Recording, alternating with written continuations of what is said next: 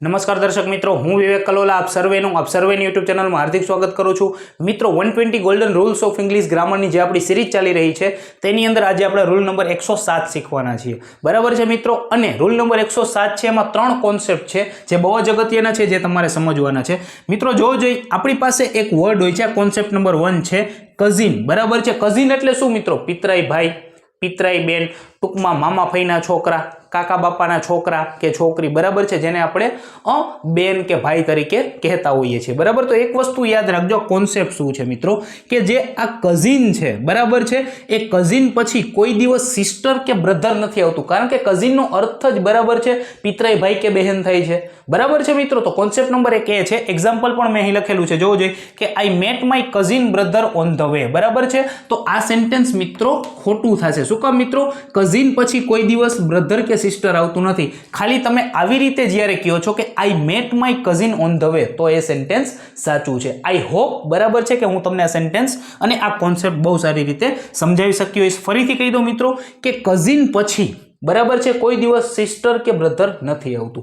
Clear है मित्रों। बीजो कॉन्सेप्ट मित्रों एक शब्द है कि अल्फाबेट्स। बराबर है। शुं छे? अल्फाबेट्स। तो मित्रों याद रखजो कि अल्फाबेट्स जेवो कोई शब्द होतो नथी। बराबर है मित्रों। खाली अल्फाबेट होय। शुं होय मित्रों? खाली अल्फाबेट होय। कारण के अल्फाबेट नो अर्थ ज आखे आखी जे आपणी एबीसीडी छे, वर्णमाळा छे, बराबर छे, ए होय छे। हाँ, एवुं होई शके मित्रों। शुं होई शके? तो के लेटर्स होई शके, बराबर है, वर्ड्स होई सके, आ होई सके, परंतु अल्फाबेट्स कोई दिवस नहीं होय। क्लियर है मित्रों। तो आ तो आपणो कॉन्सेप्ट नंबर 2। कॉन्सेप्ट नंबर 3 शुं छे मित्रों के English teacher, maths teacher, Gujarati teacher आवुं घणी वखत तमे लखेलुं जोयुं हशे। बराबर है। परंतु याद राखजो के कोई दिवस English teacher, maths teacher, Gujarati teacher, reasoning teacher आ बधुं ज खोटुं छे। શું કામ મિત્રો? કારણ કે આ ઇંગ્લિશ, મેથ્સ, ગુજરાતી, રીઝનિંગ આ બધા એડજેક્ટિવ થોડા છે જે ટીચરની ક્વોલિટી બતાવે। હા, એવું હોઈ શકે મિત્રો। શું હોઈ શકે મિત્રો?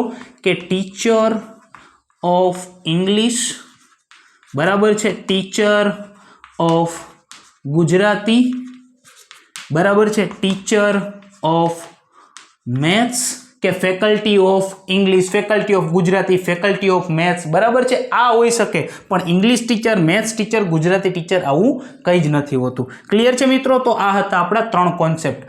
આશા રાખું છું તમને આ 3 કોન્સેપ્ટ હું બહુ સારી રીતે સમજાવી શક્યો છું। જલ્દી જ મળીશું આપણે રૂલ નંબર 108 ની સાથે। ત્યાં સુધી જય હિન્દ, જય Bharat, take care, good bye, thank you so much.